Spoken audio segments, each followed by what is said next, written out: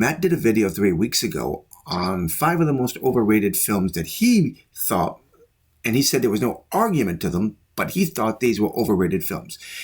He didn't think they were really bad movies, but he just thinks they did not deserve all the fanfare that they seem to be getting. And for the most part, I can agree with what he says, except there are some things that he did talk about and say in the video that I'm going to have to call him out on. I really am, because they are questionable, some of the things that he's talking about. And as he said in his video, hey, it's my video, it's my channel. If you don't like it, tough luck. Well, that may be true. It's your video, it's your channel. But when you say certain things that I find questionable, I have to talk about it, Matt. And unfortunately today, we do need to talk. Okay, so the first one on the list that he talks about is Shawshank Redemption. He thought the movie was good. He just doesn't think that it deserved all the famous reputation that it got. He thought it was an okay movie, but he didn't think it deserved all the fame that it received over the years. The Dark Knight is another movie that he talked about, and he says that pretty much if it wasn't for Heath Ledger's Joker, there really wouldn't have been a movie. Duh, it was about the Joker. And Heath Ledger was brilliant in the film as far as I was concerned, and I thought The Dark Knight was a great movie. I enjoyed it. He thought the character of Two-Face was kind of not necessarily needed. If they took the character out, it wouldn't have done anything for the movie. He also complained about the ending where the two ships that had the bombs on them, how did the Joker get the bombs on them, and suddenly we have criminals who suddenly are good-natured, care about the people on the other boat, and decide not to blow them up. I mean, I thought it was a good movie. I think The Dark Knight and Batman Begins were the best out of the three. When it comes to Marvel Studios and the Marvel's universe, I don't think Matt is alone on this argument. The entire series of films that came out from Iron Man all the way up to recent day, most of the Marvel films, they all started becoming the same plot over and over again. Multi-universes, villains trying to wipe out the world, then the universe. It got old after a while. Although I will argue that the Avenger movies were fantastic, and I also loved the Deadpool and Wolverine film. Loved them. But now we're going to get into the two movies that I have a problem with. At least his opinions on most of what he says about these films is okay. Certain things about this, though, kind of bothered me a little bit, and I think it's only fair that we discuss this. One, the most overrated film of all time is Star Wars. It's fine. It's decent. It's not deserving of the worshipful praise it receives, and it certainly does not warrant the 10 billion trillion films and shows and everything else that came after. The acting's pretty poor, especially by Mark Hamill. Really, really bad acting. And but that's fine. Darth Vader is a 12-year-old boy's idea of a scary villain. Like, he's not actually menacing, and he doesn't create real tension. The first thing I'm thinking is, like, why are you wearing it? You're a dork already because you're walking around in a cape. You don't need to have the cape on. A bunch of 12-year-old boys watched those movies when they came out in the 70s and 80s and loved them, which is understandable. But then they grew up, and they insisted that the movies are still as great as they remember them being when they were 12, and that's the problem. Nothing is as good as you thought it was when you were 12, okay? You were 12. And Star Wars is the same way. Now, you all need to grow up and realize that. Okay, so Matt, let me see if I understand you correctly. 12-year-olds went to go see this 1977 film called Star Wars. And then later on, we had The Empire Strikes Back and Return of the Jedi. 12 children went to go see these movies. No adults went to go see them. No adults found love, and a fan fell in love with the films.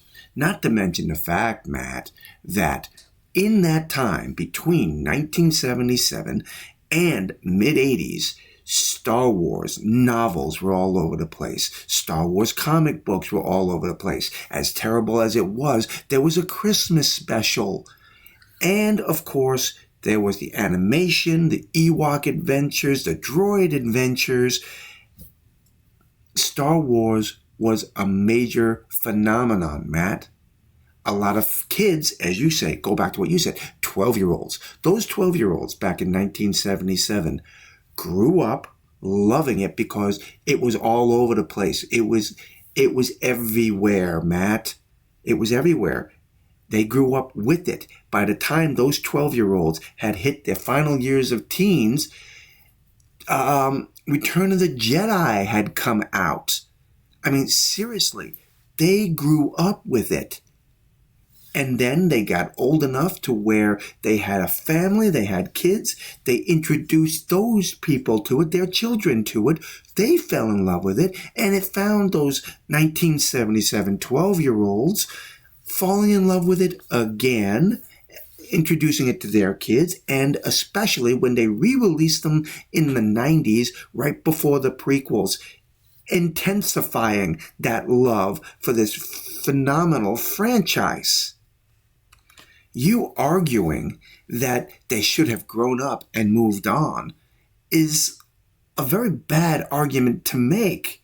You're telling me you never fell in love with anything and held a special place for it in your heart, Matt? I'm finding it hard to believe.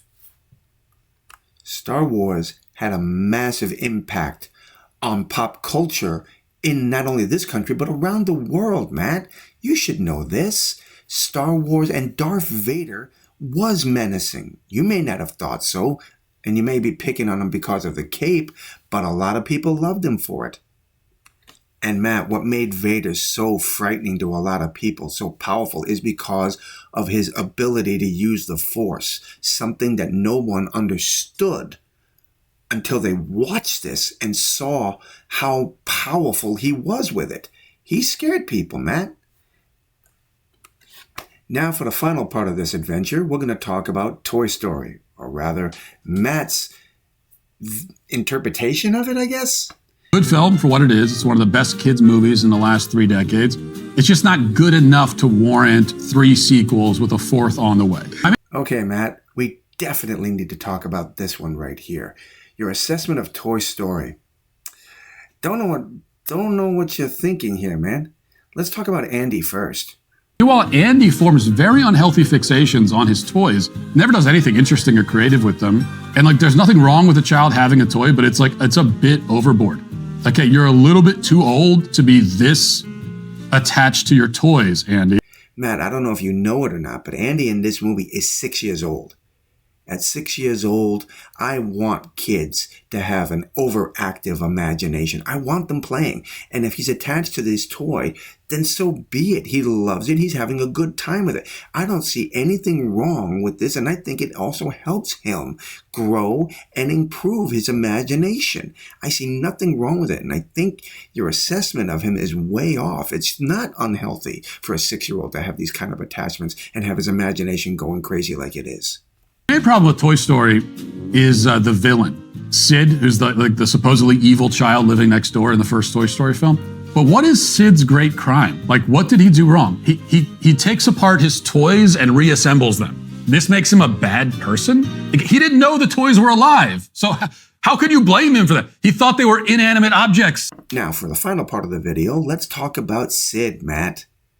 He's 11 years old. He torments his sister. He's got deadbolts locking his room from the rest of the house. He tears apart the toys. He took his sister's toy and tore it apart. You want to tell me that there's nothing wrong with this kid and that he's a normal boy? He's kind of a monster. And in a world, which is what Toy Story is, a world where the toys are alive and they do have feelings, when Woody realized what Sid was about to do to Buzz, he broke rules to save his friend. It scared the heck out of Sid and probably changed his life for the better. But the point is that Sid and your assessment of this character is way off. Sid was a monster of a kid. Sid got his pleasure from torturing toys, tearing them apart. Yeah, they were inanimate objects, as you said. But he was just vicious about it. Everything in his room was about torment and torture. I don't see how you got that opinion of Sid. He was not a normal boy. He was quite the monster. And who knows, if Woody hadn't broken the rules, maybe he would have wound up in prison somewhere down the line. Who knows? For the most part, Matt, I really enjoy your commentaries, your videos, your documentaries are great. But in this case, I think you were way off base on this one, and I just had to share my thoughts about this. Well, if any of you have a comment on this, please drop them below and let me know. Until the next time, my friends, God bless.